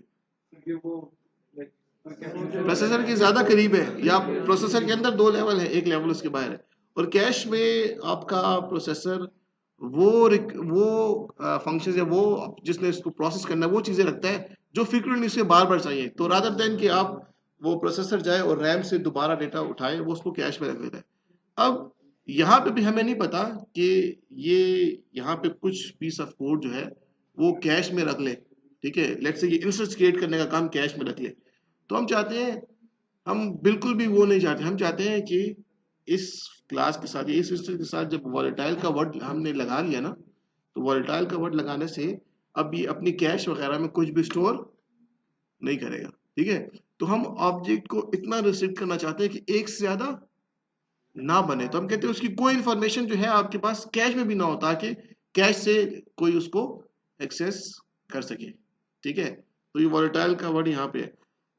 वॉलेटाइल अगर नहीं भी समझ आई छोड़ दो, आपके लिए इसमें समझने की चीज ये थी कि कैसे हमने एक ऑब्जेक्ट को रिस्ट्रिक्ट किया कि आप इसको दोबारा क्रिएट नहीं कर सकते। अब जहां पे आपको ऐसी सिचुएशन नजर आए, ठीक है, जहां पे भी आपको ऐसी सिचुएशन नजर आए जहां पे आप चाहते हो कि एक के बाद दूसरा ऑब्जेक्ट क्रिएट ना हो, तो आप ये सिंगलटन इंस्टेंस, और दो स्टेप्स हैं, आप अपने फंक्शन को जो आपका कंस्ट्रक्टर उसको स्टैटिक कर लो और प्राइवेट कर लो, ठीक है, ऊपर पहले कंस्ट्रक्टर को प्राइवेट कर लो, जब प्राइवेट कर लोगे तो आउटसाइड द क्लास उसको कोई एक्सेस नहीं कर सकेगा, तो फिर आप नीचे एक फंक्शन लिख लोगे पब्लिक, जैसे यहाँ पे पब्लिक फंक्शन है, पब्लिक फंक्शन को सब एक्सेस कर सकते हो, पब्लिक फंक्शन में आप इफ कंडीशन के थ्रू चेक लगा दो कि अगर पहले से ऑब्जेक्ट बना हुआ है तो ना क्रिएट करो, और अगर नहीं बना हुआ तो क्रिएट कर दो, ठीक है। ये तो आपका हो गया एक पैटर्न, ठीक है। पेपर में, फाइनल पेपर के लिए अभी दोबारा रिपीट कर देता हूँ, सॉलिड प्रिंसिपल से स्टार्ट हो जाना, और जितने भी ऑनवर्ड्स अब हम पैटर्न्स पढ़े ना इसको अच्छे तरीके से समझने हैं, ठीक है। ज्यादा काम आपका इन यहाँ से आएगा, और फिर कुछ एक क्वेश्चन, 5 क्वेश्चन होते हैं ना, 5 क्वेश्चन देता हूँ, ठीक है, और 5 में से अपने 5 ही करने होते हैं, तो क्या, क्या चीज, हाँ, इसमें से ज्यादा काम इसमें से होगा। जावा सपोर्ट के लिए आप यूज करोगे, मतलब कहीं पे इम्प्लीमेंटेशन मैंने मांग ली, एक दो क्वेश्चन दूंगा, ज्यादा मैं नहीं, हार्डली एक क्वेश्चन में या दो में, ठीक है, तो वो इम्प्लीमेंट कर लो क्योंकि जावा के हालात मुझे पता है, ठीक है, ये हो जाएगा। और फिर वो जो यूएमएल की डायग्राम्स है, तो एक क्वेश्चन उसमें से ले लेंगे, पुराने उसमें से जो सेशनल 1 था यूएमएल की डायग्राम्स वगैरह, तो एक क्वेश्चन वहां से हो जाएगा, ठीक है, तो सारे वो हो जाएंगे इस तरह से। अच्छा, क्या चीज, यूज केस क्या, यूज केस डायग्राम ना दूं, 20 पेज यूज कर रखो उसके, फाइनल वेटेज तो उसका 40 होगा, और तो वो 10 का प्रोजेक्ट है यार, 10 का प्रोजेक्ट, प्रोजेक्ट तो सब उसमें अच्छे मार्क्स ही लोगे, सबने मुझे लगता है काम किया होगा या कर रहे होगे, ऐसा मुझे लगता है। मैं आपको पेपर में प्रॉब्लम दूंगा, एक केस स्टडी होगी, और उसमें कहूंगा भाई इसमें ये प्रॉब्लम है, अब इसका मुझे सॉल्यूशन दो। कोड एक क्वेश्चन में होगा, ज्यादा नहीं। तो सॉल्यूशन के लिए आपको जितने पैटर्न्स और प्रिंसिपल पढ़े हैं, इसको आप मेमोरी को रिकॉल करोगे, आप देखोगे कि भाई किस पैटर्न के थ्रू मैं ये प्रॉब्लम सॉल्व कर सकता हूँ। और यही इस कोर्स का ऑब्जेक्टिव है कि आप डिजाइन प्रॉब्लम्स को सॉल्व कर सको। तो अभी आप देखो, ये एक जो पैटर्न आपको बताया सिंगलटन, एक प्रॉब्लम थी हमारे सामने आई थी ना, उसका सॉल्यूशन। अब एक और प्रॉब्लम है फैक्ट्री का, फैक्ट्री डिजाइन पैटर्न, ये भी एक प्रॉब्लम है, उसका आपको सॉल्यूशन बताता है फैक्ट्री पैटर्न की कैसे इसका सॉल्यूशन। तो हम पहले फैक्ट्री पैटर्न को देख लेते हैं कि फैक्ट्री पैटर्न हमें कहता क्या है और इससे हमें क्या फायदा है। ठीक है, तो अच्छा, फैक्ट्री डिजाइन पैटर्न आपको ये कहता है, देखो अक्सर हमारे पास ऐसी सिचुएशन आ जाती है, ठीक है, अक्सर हमारे पास ऐसी सिचुएशन आ जाती है कि हमारे पास एक हियरार्की बनती है। इनहेरिटेंस हम यूज करते हैं ना, इनहेरिटेंस हम यूज करते हैं बेस क्लास और उसकी सब क्लासेस। ठीक है, अब यहाँ पे कहता है कि अब उन सब क्लासेस में से, यहाँ पे मैं जरा बना देता हूँ, ये हमारे पास पेरेंट क्लास और ये हमारे पास सब क्लासेस। अब समटाइम्स डिपेंड अपॉन सिनारियो या सिचुएशन, इन सब क्लासेस में से किसी एक का ऑब्जेक्ट क्रिएट होना होता है और उस क्लास ने अपनी फंक्शनैलिटी को परफॉर्म करना होता है। एटीएम की ट्रांजैक्शन के केस में अगर आप देखो, ठीक है, तो हमारे पास बेस क्लास क्या थी, ट्रांजैक्शन। या एटीएम की एग्जांपल बार बार लेता हूँ, ऑनलाइन शॉपिंग, या चलो एटीएम की ले लो, ट्रांजैक्शन की जो हमने टाइप्स देखी थी, ये बहुत कॉमन एग्जांपल है ना। तो डिपॉजिट एक इसकी सब क्लास थी, डिपॉजिट के बाद विड्रॉ ये क्लास थी, सब क्लास, और तीसरी कौन सी थी, balance inquiry I think. Transaction की ये 3 टाइप्स थी, ऐसा था कि नहीं? अच्छा, अब ये ट्रांजैक्शन क्लास है, इसका कोई मतलब है, इस ट्रांजैक्शन क्लास का कोई मतलब है, मतलब बेस क्लास का एब्स्ट्रैक्ट क्लास है ना। एक्चुअल इंप्लीमेंटेशन तो इन डिराइव क्लासेस में है। ट्रांजैक्शन में या तो हम डिपॉजिट करेंगे, या तो विड्रॉ करेंगे, या सिंपल बैलेंस इंक्वायरी करेंगे। ऐसा ही है कि नहीं? ऐसा है कि नहीं? अच्छा, अब यहाँ पे इन तीनों में से किसी एक का ऑब्जेक्ट क्रिएट होगा रन टाइम पर। ठीक है, जैसे वहां पे कोड में लिखा था ना, इफ कंडीशन स्विच लगाया था कि अगर ऑप्शन 1 सेलेक्ट किया है, इट्स मीन कि विड्रॉ कर, ऑप्शन 2 तो डिपॉजिट कर, ऑप्शन 3 तो बैलेंस इंक्वायरी कर रहा है। ये इस तरह का सिनेरियो है। तो अब हमारे पास यहाँ पे इन तीन में से कोई एक ऑब्जेक्ट क्रिएट होगा। अब हम अक्सर करते क्या है, ये पैटर्न, अगर हम इस पैटर्न को हमने अगर ना पढ़ा होता, तो हम करते क्या है कि हमें रन टाइम पर रन टाइम पर ये चीज पता चलती है कि इन तीनों में से, पहले से नहीं पता चलती, रन टाइम में पता चलती है कि इन तीनों में से कौन सा ऑब्जेक्ट क्रिएट होगा। तो हम कुछ इस तरीके से काम करते हैं। ठीक है, लेट्स से हमारे पास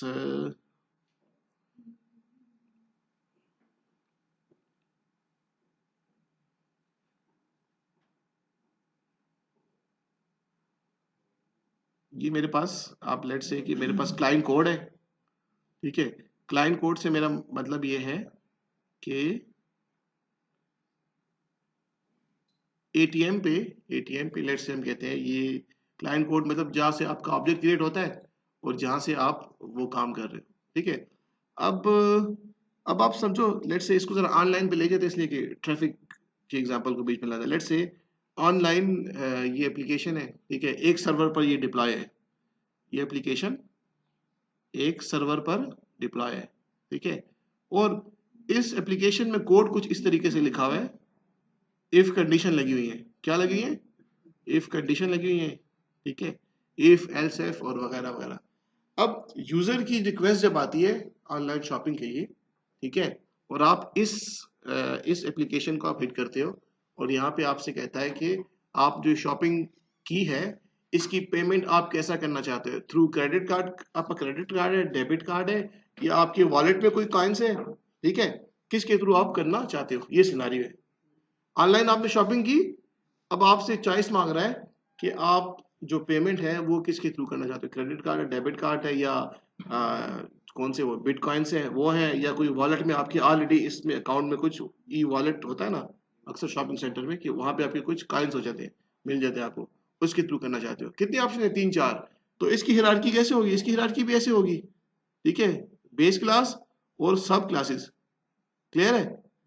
अब इन सब क्लासेस में से किसी एक का ऑब्जेक्ट तो बनाना है ना, ऐसा है कि नहीं? ट्रांजैक्शन में से वो कोई एक ऑप्शन तो चूज करेगा ना, जो ऑप्शन चूज की वो वाला ऑब्जेक्ट क्रिएट होगा सब क्लास का, और वो फंक्शनैलिटी जो हमने लिखी है वो आपके पास एग्जीक्यूट होगी। अब ये कोड हमने कहाँ लिखा, ये वो जो हमारी मेन क्लास है ना, वाइड मेन, जहाँ पे हम मेन फंक्शन जहाँ पे लिखते हैं और जहाँ से ऑब्जेक्ट बनाते हैं, ये सारा कोड हमने वहां पे लिखा। अब हुआ क्या, ये कोड तो हमने वहां पर लिख दिया, ठीक है, कोई इशू नहीं। लेकिन आप सोचो कि लेट्स से हम कहते हैं कि ये हमारी एप्लीकेशन एक सर्वर पर डिस्ट्रीब्यूट थी और किसी भी रीजन की वजह से हमें ये एप्लीकेशन मल्टीपल सर्वर्स पर डिस्ट्रीब्यूट करनी है, क्योंकि यूजर की ट्रैफिक बहुत क्या हो रहा है, बढ़ रहा है, यूजर का ट्रैफिक बढ़ रहा है। तो हमने क्या किया, हमें कहा गया कि भाई पहले लेट्स से 1000 यूजर थे, अब 1 मिलियन यूजर हो गए हैं, तो सर्वर को आपने बढ़ाना है। तो हमने कहा कि ठीक है, हमने एक और सर्वर लिया, ठीक है, सर्वर नंबर 2, और वहां पे ये कोड जो है क्या लिखा, दोबारा ये एप्लीकेशन, ये सारा कोड वहां पे भी लिखा हुआ, एप्लीकेशन को दोबारा वहां पे वो कर दिया हमने, डिप्लॉय कर दी, ठीक है। फिर एक और सर्वर लिया S3 के नाम से, वो कोड भी हमने यहाँ पर इधर दोबारा डिप्लॉय कर दिया। अच्छा, अब इन फ्यूचर ये कोड 3 4 5 जगहों पे क्या है, डिस्ट्रीब्यूट है, ठीक है, ये कोड 3 4 5 जगहों पे डिस्ट्रीब्यूट है। अब इन फ्यूचर कोई पेमेंट का कोई नया तरीका आता है, लेट्स से पेमेंट का कोई नया एक तरीका आता है, तो एक काम हम क्या करेंगे, एक काम हम जो हमारा डिजाइन हायरार्की है यहाँ पे वो हम नई कैटेगरी डालेंगे ना, वो नया ऑब्जेक्ट, ठीक है। अब हम क्या करेंगे, इन 3 जगहों पे आएंगे, पहले वो इफ कंडीशन लगी थी ना कि अगर चॉइस ये है, अगर चॉइस ये है तो क्या करो,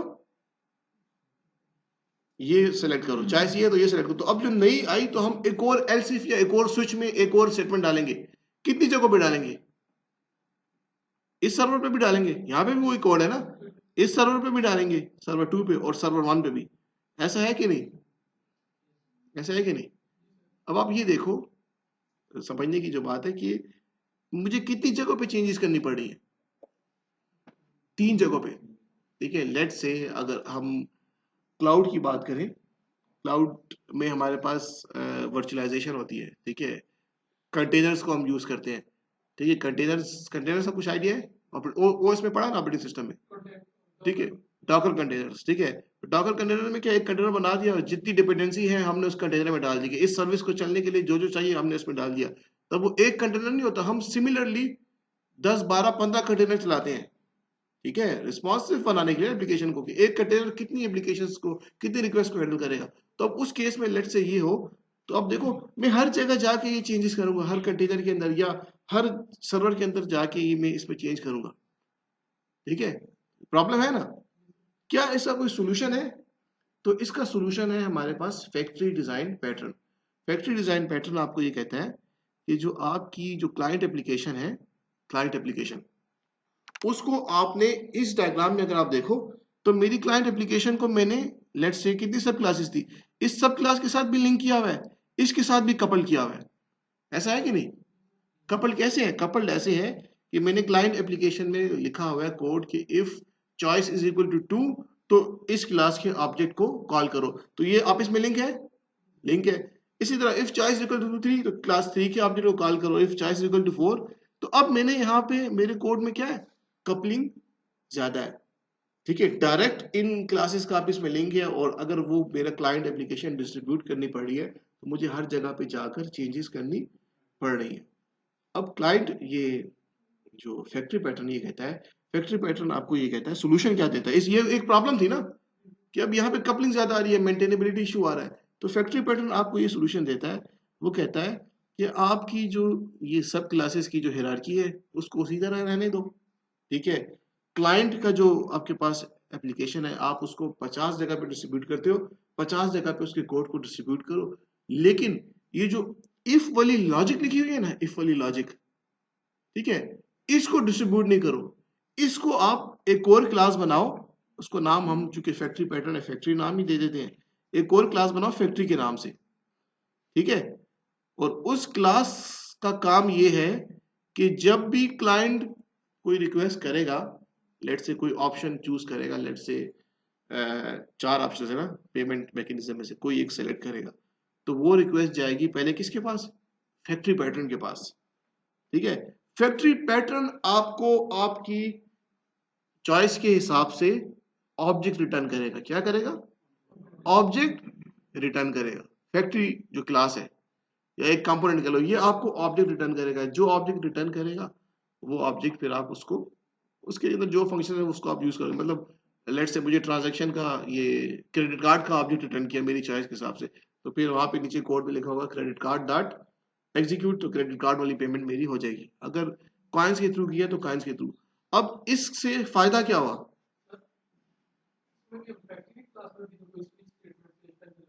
बिल्कुल लगाएंगे, लेकिन ये फैक्ट्री क्लास जो होगी एक जगह पे होगी, ये लॉजिक जो होगी एक जगह पे होगी। अब कैसे होगा, उसी सिनेरियो को दोबारा देखते हैं, ये डायग्राम्स, ठीक है। अब यहाँ पे कितने सर्वर्स थे, 3 सर्वर्स थे, 3 सर्वर्स थे ना, 1 2 3। अब ये इफ वाली लॉजिक जो है ये इन तीनों में से कहीं पे भी नहीं लिखी हुई, ये तीनों की ये जो लॉजिक इफ वाली ये कहाँ पे लिखी हुई, ये कोर पैट यहाँ पे क्लास है फैक्ट्री के नाम से, ठीक है। तीनों इसके साथ लिंक है, तीनों इसके साथ लिंक है, मतलब तीनों सर्वर पे जो यूजर्स आते हैं और वो कहते हैं कि अपनी एक वो देते हैं ना, कोई अपनी ऑब्जेक्ट क्रिएट करते हैं और हम वहां से वो भेज देते हैं उनकी रिक्वेस्ट कहाँ पे, इस फैक्ट्री को, और फैक्ट्री हमें वो जो 3 हिरार्की ट्रांजैक्शन थी उसमें से एक क्लास क्या करती है, रिटर्न करके दे देती है। अब लेट से मुझे ये 3 सर्वर की बजाय 10 सर्वर और चाहिए, तो मैं इस एप्लीकेशन को इजीली डिस्ट्रीब्यूट कर सकता हूँ, कर सकता हूँ ना, मेंटेनेंस का कोई इशू ही नहीं है। पहले क्या था, लेट से 3 की जगह 10 सर्वर आ गए, ठीक है, ये सर्वर नंबर 4 आ गया, ये सर्वर नंबर 5 आ गया, वो सारे किसके साथ कनेक्ट है, फैक्ट्री के साथ, ठीक है। अच्छा अब मैंने कहा, जैसे लास्ट टाइम मैंने भी एग्जांपल दी कि पहले क्रेडिट कार्ड के थ्रू पेमेंट होती थी, कॉइन्स के थ्रू, डेबिट कार्ड के थ्रू। अब मैंने आपसे कहा था कि लेट से एज्यूम करो कि एक नई ट्रांजैक्शन की टाइप आ गई या एक नई पेमेंट का मैकेनिज्म आ गया जो हमने इंट्रोड्यूस करवाना है, तो वो हम कहाँ इंट्रोड्यूस कराएंगे, ये बताओ मुझे खाली, कहां पर, फैक्ट्री क्लास में उसकी लॉजिक लिखेंगे ना।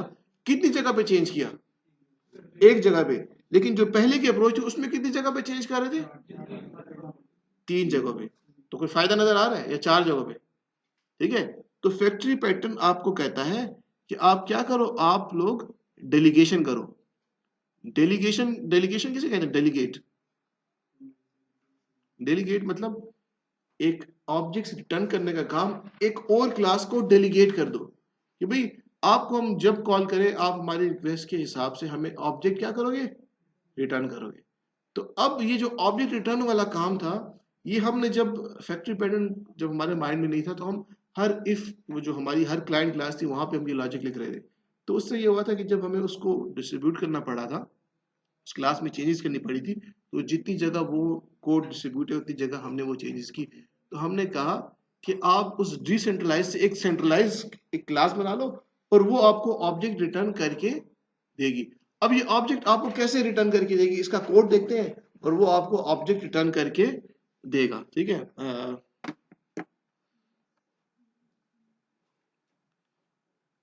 यहाँ पे और कुछ, ठीक है।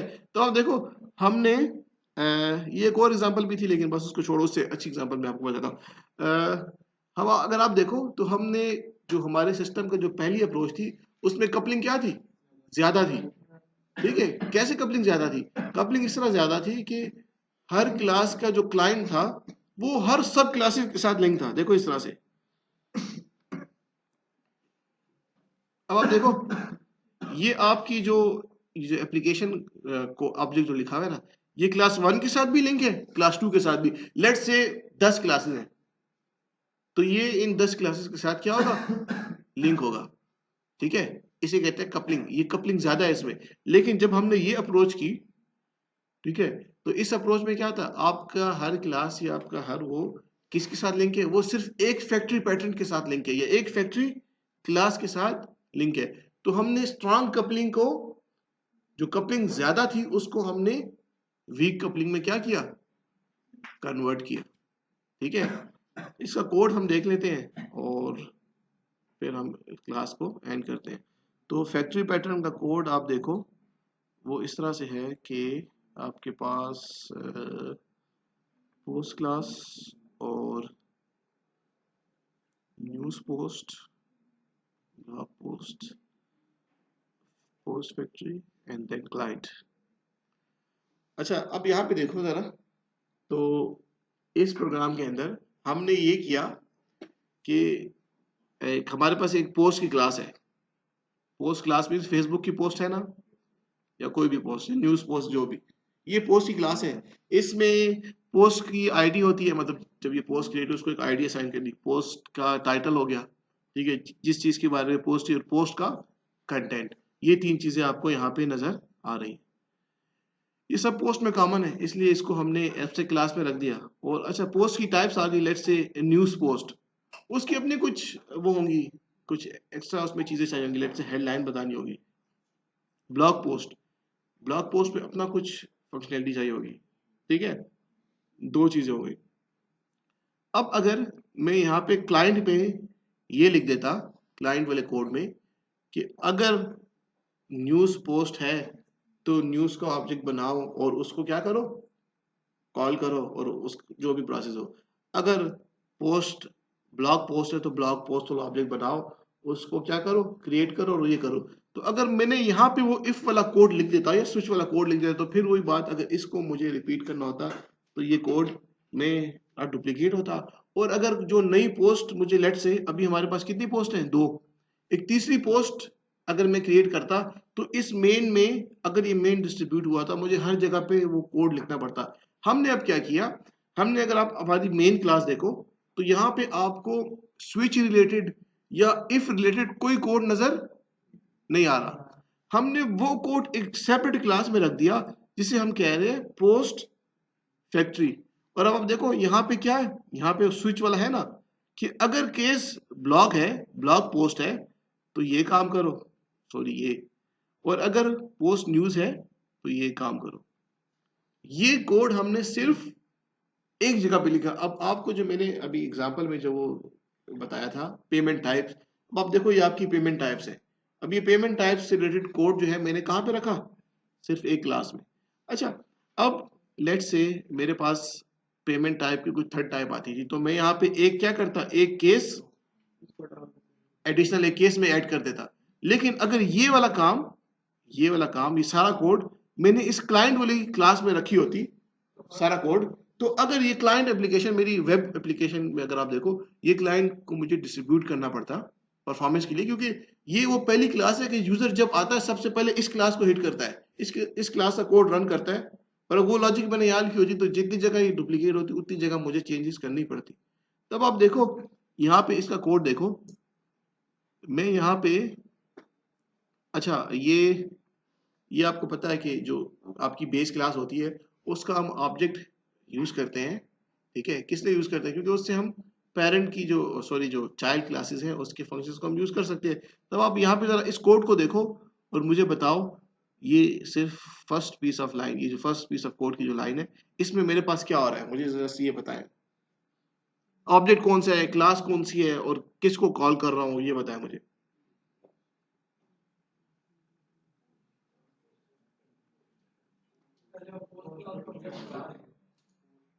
सिर्फ बना रहा हूँ, उसका कोई फायदा नहीं है, पोस्ट क्लास में कुछ है नहीं, लेकिन बना रहा हूँ। अच्छा,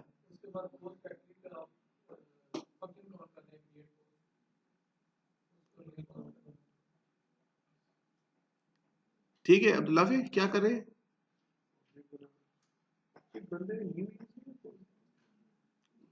आप जो कंटिन्यू अभी बता तो है, इसमें भी आते हैं। बाकी तो है ठीक है, पोस्ट फैक्ट्री का फंक्शन कॉल करना है। ठीक है, अच्छा देखें यहाँ पे आप देखो, post factory dot create post, इसका क्या मतलब है, पोस्ट फैक्ट्री एक क्लास है, ठीक है, उसके अंदर एक फंक्शन है कौन सा, क्रिएट पोस्ट को मैं इसको कॉल कर रहा हूँ, ठीक है, उसको जब मैं कॉल कर रहा हूँ तो वो एक फंक्शन कॉल कर रहा हूँ, वो मुझे कुछ रिटर्न करेगा, वो मुझे क्या रिटर्न कर रहा है, अभी वो कोड में नहीं दिखाया, लेकिन अभी इस कोड को देख के तो आपको अंदाजा हो जाएगा ना वो क्या रिटर्न करेगा, वो कोई ऑब्जेक्ट रिटर्न करेगा, और वो ऑब्जेक्ट न्यूज क्लास का भी हो सकता है, ब्लॉग पोस्ट क्लास का भी हो सकता है। तो अब आप देखो पोस्ट क्लास टॉप पर है, और ये जो न्यूज क्लास और ये जो आपके पास ब्लॉग पोस्ट वाली क्लास है ये चाइल्ड क्लासेस है। तो यहाँ पे मैंने जो वो पोस्ट का ऑब्जेक्ट बनाया ना उसकी टाइप मैंने बेस क्लास वाले ऑब्जेक्ट की क्लास को बताया कि भाई पोस्ट है कि इसमें, अब इस पोस्ट में मेरे पास, इस पोस्ट ऑब्जेक्ट में मेरे पास न्यूज का ऑब्जेक्ट भी रिटर्न होकर आ सकता है और ब्लॉग पोस्ट का ऑब्जेक्ट भी रिटर्न हो सकता है। तो आप देखो मैंने यहां से आप देखो, आपने जो नाफी बात की ना ऑब्जेक्ट क्रिएटिव, ऑब्जेक्ट अभी क्रिएट नहीं हो रहा, क्यों, क्योंकि ऑब्जेक्ट फैक्ट्री क्रिएट करके देगी, बात समझ आ रही है, ऑब्जेक्ट हमें फैक्ट्री क्रिएट करके देगी। तो अब आप देखो यहाँ पे जब यहाँ से मैंने इस फंक्शन को कॉल किया और पैरामीटर में क्या पास कर रहा हूँ, न्यूज, कि लेट्स से यूजर से ऑप्शन मांगी थी 1 2, उसने कहा न्यूज, हमने ये फंक्शन कॉल कर दिया न्यूज। तो अब देखो फैक्ट्री के अंदर यहाँ पे अगर आप आ जाओ तो यहाँ पे क्या है, ये क्रिएट पोस्ट वाला फंक्शन जो है आपके पास ये कॉल होगा और वहां पे वापस स्विच होगी। अब अगर हमारा केस कौन सा था, न्यूज, तब आप देखो न्यूज, अगर केस न्यूज है तो वो रिटर्न क्या कर रहा है, जरा इस पे गौर करो, रिटर्न क्या कर रहा है, न्यूज पोस्ट का ऑब्जेक्ट। तो अब देखो न्यू वर्ड यूज किया ना, न्यू और न्यूज पोस्ट क्लास का ऑब्जेक्ट बनाओ, ठीक है, और उसको रिटर्न कर दो, किसको रिटर्न कर दो, इस पोस्ट को।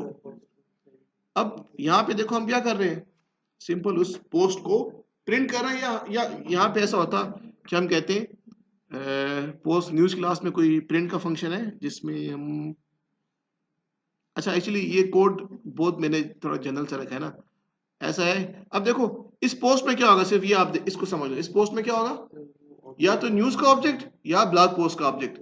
जब ये ऑब्जेक्ट मेरे पास आ गया और इसके बाद मैंने अगर यहाँ पे मैं ऐसा लिख दूं, इधर देखो पोस्ट डॉट क्रिएट, लेट से, अब ये क्रिएट का कोई फंक्शन नहीं बना हुआ, अगर मैं ऐसे लिख दूं पोस्ट डॉट क्रिएट तो कौन सा फंक्शन कॉल होगा, कौन सी क्लास का क्रिएट फंक्शन कॉल होगा, न्यूज का। अगर ये स्ट्रिंग मैंने यहाँ पे दी होती ब्लॉग पोस्ट तो मुझे ब्लॉग पोस्ट वाला ऑब्जेक्ट रिटर्न करता, उसका क्रिएट फंक्शन कॉल हो जाता, बात समझ आ रही है। तो अब हमारे कोड को आप देखो तो ये कितना, इसमें कपलिंग कम है, ठीक है, इसमें फ्लेक्सिबिलिटी ज्यादा है। मुझे लेट्स से मुझे एक नया जो पोस्ट की टाइप है वो ऐड करनी है, तो मैं जस्ट यहाँ पे आऊंगा, ठीक है, पोस्ट और ये जो न्यूज पोस्ट और ये ब्लॉग पोस्ट, इस हिरार्की में मैं एक और क्लास ऐड करूंगा, लेट्स से पोस्ट की कोई टाइप बताएं, लेट्स से पोस्ट जो भी, और मैं उसको ओरिजिनल क्लास से क्या करूंगा, एक्सटेंड कर दूंगा जैसे यहाँ पे किया, ठीक है। एक जगह ये चेंज हुआ, एक जगह दूसरा, मैं फैक्ट्री में आऊंगा और यहाँ पे एक केस और बढ़ा दूंगा, ऐसा ही है ना, एक केस मैंने और बढ़ा दिया। अब मेरा वो कंसर्न ही नहीं है कि ये जो मेरी क्लाइंट एप्लीकेशन है इसको एक सर्वर पे डिप्लॉय करते हो या 50 सर्वर पे डिप्लॉय करते हो, करो, कोई इशू नहीं है, क्योंकि मेरी हर एप्लीकेशन जो है ये क्लाइंट वाली, ये सबसे पहले ऑब्जेक्ट बना रही है किसका, ये ऑब्जेक्ट बना रही है फैक्ट्री का, फैक्ट्री उसको ऑब्जेक्ट रिटर्न करके दे रहा है, ठीक है। तो हमने देखो किस तरह फैक्ट्री पैटर्न ने हमें क्या सिखाया कि कैसे आप अपने काम को डेलीगेट कर सकते हो एक स्पेसिफिक क्लास में, और कैसे आप हाई कपलिंग को कम कर सकते हो, वीक कपलिंग भी, और आपकी मेंटेनेबिलिटी और ये सारी चीजें भी आपको साथ अचीव होती है, ठीक है। तो हर पैटर्न आपको एक प्रॉब्लम बताएगा और उसका सोल्यूशन बताएगा, ठीक है। तो अभी आगे और बहुत से पैटर्न हैं, हम इसको बारी बारी इसी तरह देखेंगे। तो आई होप अब आपको ये दोनों पैटर्न समझ आ गए हैं, ठीक है। क्वेश्चंस हैं तो पूछ लें।